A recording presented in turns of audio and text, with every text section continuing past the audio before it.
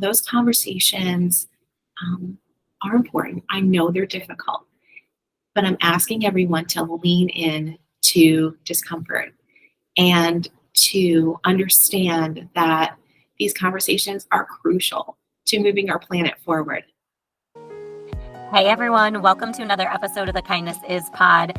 Today we are going to talk all things Disability Pride. In case you didn't know, July is actually Disability Pride Month. And I noticed last year that if we are to be a company that is centered on love and empathy and inclusion and justice, we can't be that unless we start centering disabled voices more, including more disabled authors in the books that we donate, including more disabled main characters, hearing from the disabled community. Because the disabled community makes up more than 15% of the US population. And this is something that I want everyone to hear, because in order to truly be all that you say you are, you have to also walk the walk. And that's the thing that I feel like people forget sometimes, is that we can stand here and we can make our voices as loud as possible and say that we are allies and say that we are advocates. But then when we get a piece of information that somewhat criticizes what we are doing in order to become better, we shut down or we get defensive. And I'm here to tell you, it's time that we start doing the opposite. It's time that we start taking in that feedback the same way in which we expect children to do and use it to become better. So today on the podcast, I am just so honored to have Bonny on, because she not only is a friend, she's an incredible educator, an even better author, and someone who is really, really making waves for the disabled community.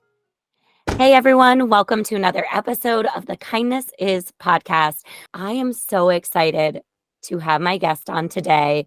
Bonny and I have connected via Instagram, and oddly enough, we actually ended up living about 15 minutes away from each other. So Bonny, I am just so happy you are here. And I was wondering, before I do your formal introduction, is there anything you would like to share with everyone? Well, I am so honored to be here with you, Kaitlin. Thank you so much for inviting me here. And I am just very excited to talk to you about this topic of kindness. Yeah, me too. So everyone, Bonny Dieterich is an educator and a consultant who focuses on building communities of kindness and respect.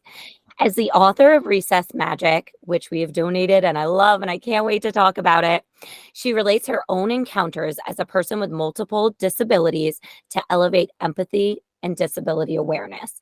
So you mentioned to me prior to recording that you feel as though a lot of people don't know that July is Disability Pride Month.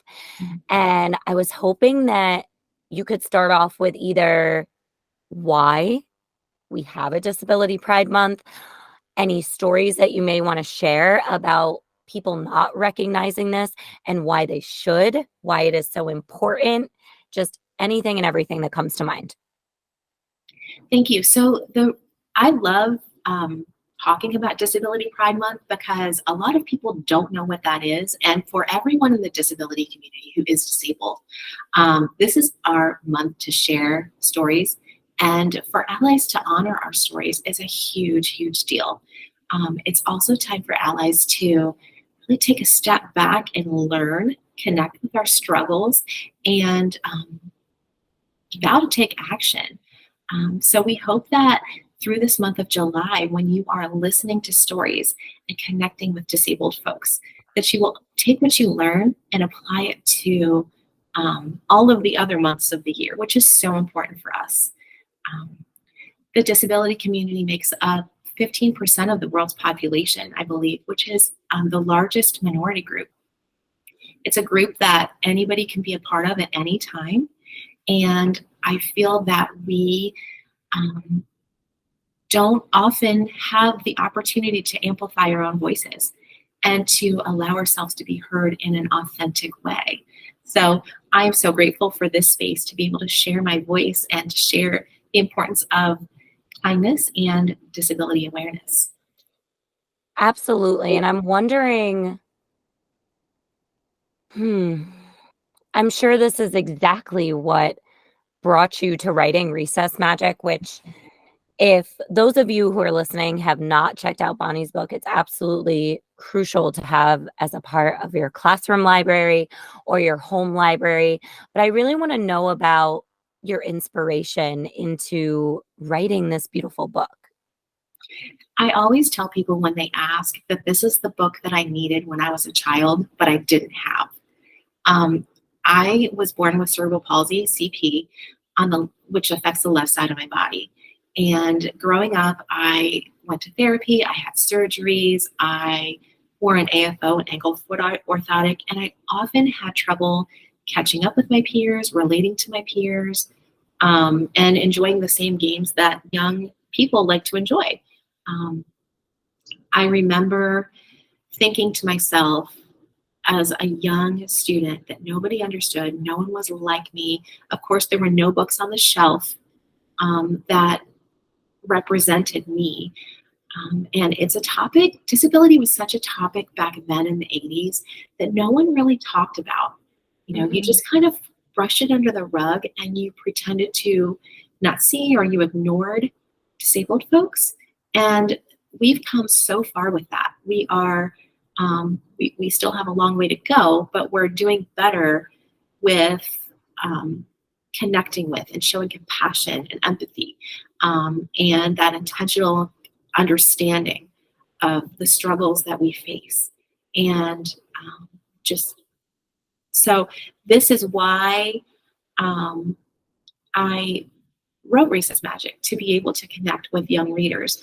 When I was an adult, I lost my leg to cancer, and I became an amputee who uses a wheelchair full time. I went back to school and I realized before I got there that I needed a book to teach my class about disability, about my wheelchair, and what it meant to have, just someone who is different than them. So I wrote Recess Magic and I put it away in my computer for many years. And it wasn't until COVID that I pulled it out of the trash can of my computer and looked at it again. And my husband said, I think you need to send this to a publisher. And so that's how Recess Magic was born. And I'm so happy that you did, because that's what it's all about. And I think, correct me if I'm wrong, but I believe currently in all of the scope of children's books, we have about 2% of children's books that represent a disabled human. And that is obviously not representative of that 15% Right. of our society in which you mentioned before. So I think that regardless of what it is that we're talking about, I mean, this is why we're so passionate about what we do, because in order for children to feel seen, and in order for them to not only feel seen but feel loved, as they very much do in your book, and to feel honored for who they are and not othered in a way, we need books in which children are represented, just as we do in media, or we do in magazines, or we do in all aspects of life. Representation is so important. So I'm happy that you shared your story about that. And I also want to add, though, that we need to see more main characters with strong Mhm. voices with these books that introduce and share a new perspective. Because many people think that if there's a character in the background who uses a wheelchair, or another character or a neighbor in the story depicted using, some sort of um, a cane, or someone who is um, using a service dog to help them. Mhm. That's not, it certainly shows that representation, but not like we would want children to learn from, because it's not someone who's a main character. So that is important, but we want to see more books with main characters who have disabilities. Absolutely, because again, every child deserves to be the main character. Absolutely. And then Absolutely. every other child should have the right to see all different children as the main character. I mean, this is something, oh my goodness, when I was still in the classroom, it was something that I spoke of all the time, regardless of what the demographics of your classroom is. All children deserve to see all different types of children because that's how we develop that empathy. Absolutely. Yeah, So and it becomes normalized. It becomes what our quote unquote average is as opposed to it being something that you've never seen before. right. Absolutely. And I think too that our children, our young learners are so open-minded and they're Mhm. ready to receive this information that you can learn from a book. Oftentimes I think we as adults want to shield our students, our young learners, from books that portray different perspectives, and that's certainly not the case. Mhm. Absolutely not. It's such a good learning opportunity and such a great experience for them to be able to see themselves and also to see um, other characters who have disabilities or are different. Yes, absolutely. Mhm. Yeah, for sure. I'm hoping that you feel comfortable sharing with me because we've talked about this off of the podcast. You recently reached out to an educator about putting your book on the shelves for back to school because just as we've been talking about here, it's so important from the beginning.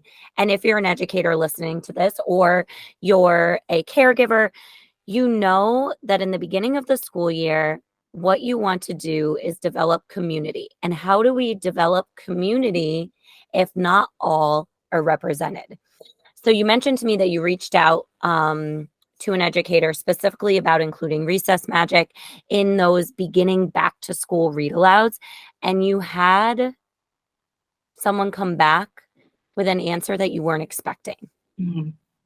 So typically, educators will reach out to me and ask about the recommended age level, and I'll share some snippets of pages and also share that it Recess Magic is available on YouTube as a read aloud, just as a simple read aloud with no words. And an educator responded to me by saying that she could not include Recess Magic in her back to school read alouds. So I asked why, and she said because Recess Magic is not the lighthearted community book that I want to share with my students for back to school. And I cried, Hmm. cried. Um, I'm still tearing. I cried because I Okay. specifically wrote Recess Magic for that reason. Oh, Yeah. geez, I should probably like No, listen, because I yeah, I was the very first page says it was the first day of school. And I wrote it that way so that teachers would feel comfortable and want to put recess magic in their displays for back to school. Um, and I know for many educators, we have our favorites, our tried and true, lighthearted, simple, classic back to school read alouds that are just simply to welcome students back. And there's nothing wrong with that. But I'm hoping that some other educators this year will feel comfortable not only putting it on their display, but reading Recess Magic, Mhm. talking about the community that the classroom should be, and also how to welcome and accept people who are different. And here's the thing. We see the all are welcome here signs in classrooms. We see them as doormats. We see them all over the place. That was the first thing that I thought of when you mentioned this. And we need to think of what are we doing as a community to actually welcome all students. And your book does just that. And I'm sorry that that happened. I hope that from that happening, 25 other people hear this story and say, no, this is what back to school is about.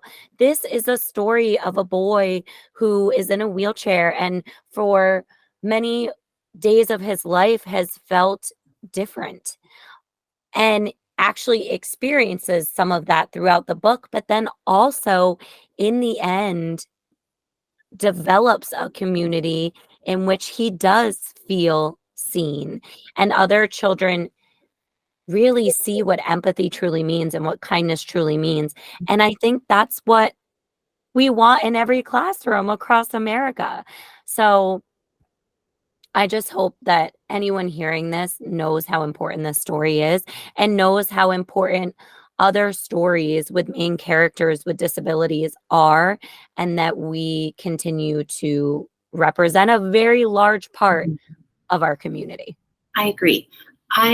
After I cried for a minute, I really started to think about why teachers won't include recess magic or have difficulty including recess magic with their back to school read alouds.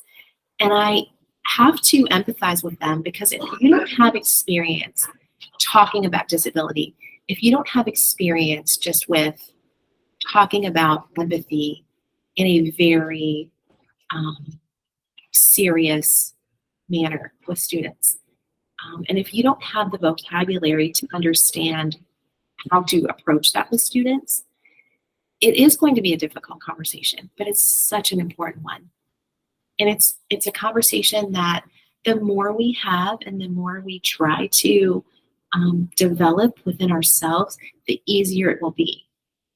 Because I not only need you to talk about this with young learners, but I need you to talk to other people about this in the community and with people who are responsible for making our laws and with people who are um, working to eliminate barriers for us. And so those conversations um, are important. I know they're difficult, but I'm asking everyone to lean in to discomfort and to understand that these conversations are crucial to moving our planet forward. And that's just not with the disability community, that's with every population that is underrepresented, that doesn't have enough strong voices to be able um, to succeed and be who they are and live their best life. Mm.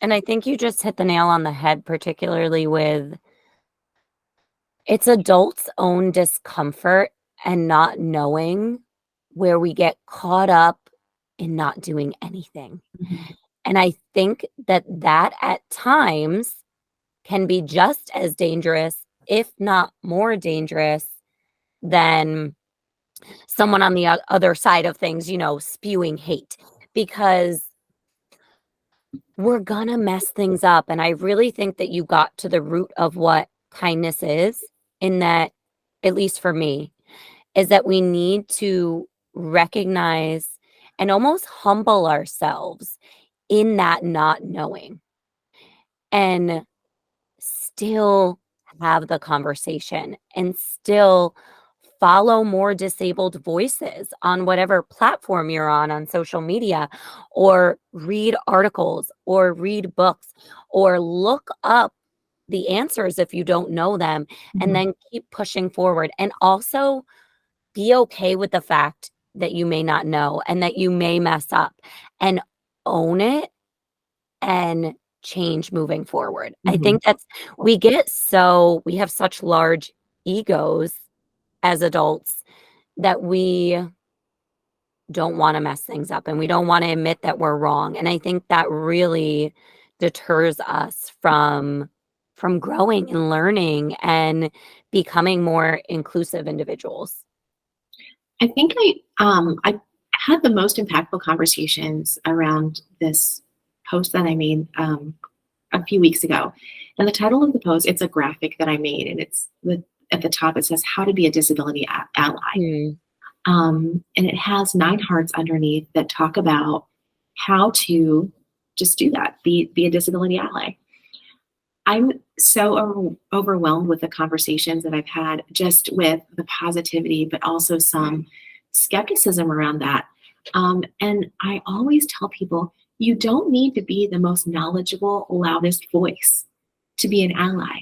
Mm-hmm. You just have to have a pure intent and let your actions speak volumes. Mm-hmm. Let your actions speak volumes. That's so important to remember. You don't need to be knowledgeable to the highest extent. Mm-hmm. Learn as you go. Take the information that you hear and that you read and that you just know from being an ally, and let your actions speak volumes. So important. Yeah, it is so important. And with that being said, I want to know, first of all, I want to know how people can support you and support the work that you are doing. But if you also had the opportunity to tell everyone who is listening to this, or tell everyone in the world right now, what it would mean for you 5 years from now, 10 years from now, to see a more inclusive world, what are some of the steps that people could do in order to cultivate that? I think that connecting with our struggles and really honoring our individual stories, and taking action to end the stigma of disability would Mhm. make the most impact. We have done so much, but we have so far to go. And to really understand that when you're coming from tremendous privilege of being non disabled, and I don't mean privilege as in there is the addition or the presence of fame or money or fortune. When I talk about privilege, I mean that there is an absence of barriers. So, the Mhm. absence of barriers to the community, the absence of barriers to education, the absence of barriers to quality healthcare, the absence of barriers to applying for a job, the absence of Mm. barriers to living your best life. Those are the barriers that I would love to see us move forward in removing. I think that because disability is such a wide array and we have so much to understand, just keeping an open mind and Mhm. remembering that, everybody has a story. We need to honor everyone's story. That's Yeah. where the compassion plays in, and showing compassion to all of us, showing just empathy to everyone, and learning with intention is so important. Um, it's really awesome that you wear your shirts that say "Be kind," and it's really awesome that you um, can walk beside me and say, "I'm here for you." Mhm. What does that mean? And Mm. I'm glad that you are walking with me, and I am glad that you are sharing your voice with mine. But how is that moving us forward? Are you taking action in talking to communities about making them more inclusive? Are you writing to our lawmakers who are, just they don't have all of the information that they need to provide equal access for us? Um, and are you in your heart truly doing this for a good intention, Mm. and not because it makes you look good? Mhm. Sometimes being an ally is a really difficult thing because it puts you in positions where you lose friendships and you lose business and you lose, you kind of lose your sense of focus. Am I doing the right thing? Am I, am I on the path of losing business because I'm speaking a certain way? And I, it's difficult because you have to do the right thing sometimes in order to be heard, in order to Mhm. be, to do the right thing for all of us. But again, I think that letting your actions speak volumes is so important because all of us together, um, we're doing it. We still have a long way to go, but we're doing the work. Yeah. And I would definitely say that to anyone hearing this, Bonnie, you just mentioned something that really speaks volumes to me. I made a very clear, decisive choice a few years back to say exactly how I feel and stand behind everything that I believe. And we've lost business for that for sure. We've lost followers. We've received tons of ridiculous, hateful, awful, awful comments that have, done a number on my mental health. But I am coming from a space of immense privilege, being in an able body, being white, being cisgendered, having gone to college, all of these things that your privilege, just tack it on. And I would not change any of my values because there are two reasons. One, it's just being a decent human being in my eyes. It's just standing up for true kindness. Two, as we always say, you want to build a community of people who really want to support your mission and who really believe in creating change and creating a more inclusive world, whether it be we're talking about disability pride or pride for the LGBTQ plus community or the BIPOC community, whatever it may be. You want to surround yourself with people who believe the same things and who are open to having these conversations. So if anyone's hearing this and feeling, oh, I might lose family, I might lose friends, I might lose this, that, or the other, know deep within yourself that you are going to build that back with people who stand aligned in your values. And that's something that's really powerful. Yeah. I also lost a lot of acquaintances. I'll say acquaintances, not really Yeah. friends. When I started to promote Recess Magic, Mm-hmm. because you know, it's a book again that I felt like I needed when I was a student myself. And there's been a lot of hesitation around the purpose about Recess Magic. So why did I write the story, and what message am I trying to send? And I think the message that I would like to send with Recess Magic, the highest one, is be kind. Be kind to everyone. There's room for kindness. There's time for kindness. There's room to grow with kindness. There are many ways to show kindness. It happens quickly, or it happens after a while, but there's always time and room and space for kindness. Mm. And a lot of people look at this again and say, well, that's a really deep book for an elementary school student to read. And I think that they handle it just fine.